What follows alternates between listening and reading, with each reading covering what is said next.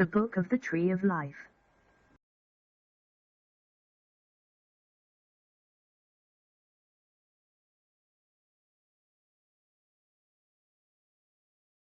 The Ethiopians did it, the Greco-Romans and Egyptians did it, the Arabs did it, the Protestant Western Europeans did it. Now it is about time that the people of the ancient Bantu culture stretched forth their hand unto God and did it.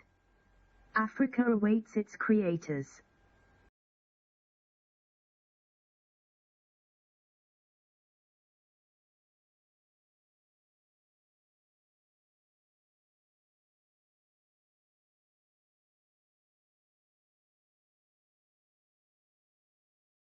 In the earliest era of the earliest of times there was no lie and no liars, because all that was in existence was covered in that which is contained only within reality. That which is of truth, obedience, balance and order, to bring into formation that which has been termed the tree of life, located centrally within the great mystical garden. And all of those who were of an obedient nature, would stay close to the tree, doing and wishing ill to no other in all their days. In return, through the blessings of the Most High, they would be provided with all the food, shelter, and medicine they could need, supplied to them both readily and abundantly, so that the balance of their wealth and health would be overflowing in their favor. And so life would continue, with no need for sorrow or weeping eyes, under the guidance and protection of the Spirit of pure love and order, which is the Christ, Alpha and Omega, the true ruler of our destiny in this world. As it was in the beginning, so shall it be in the end, the truth shall stand and forever it will be. Selah.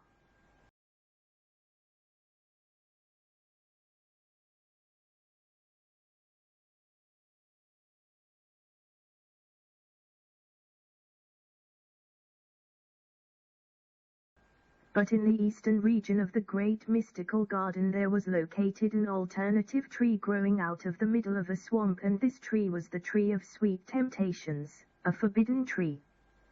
And those who had begun to cling to it became fearful and unruly in the presence of the tree of life and were driven away by those who had remained obedient, for they had seen the sins staining the bodies of the unruly mob from the forbidden tree, revealing their secret intention to attack the Christ and erase the spirit of pure love from the consciousness of those who live and love the tree of life.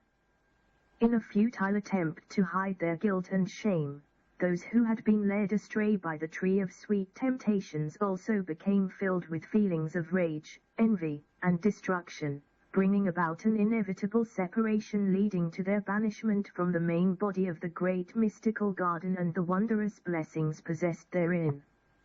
It is amongst those rejected peoples that the first lies were told, immediately taking off as if with a mind of its own, out of control and spreading like a wild virus of nightmares and illusions, swallowing up all who dared to get in its way. The liar being filled with a desire to only fool, deceive, and steal, aiming to falsely elevate their own standing amongst their companions and associates, and proclaiming without justification, greatness upon themselves, to obtain an undeserved degree of power, glory, and influence, whilst establishing only a vast forest of hate and confusion. A pointless cycle of war and destruction that will be without ending, until it has finally devoured itself, allowing pure love and truth to abide once again, with obedience, balance and order restored through the Christ, Alpha and Omega, in the sacred location of the tree of life. As it was in the beginning, so shall it be in the end. Selah.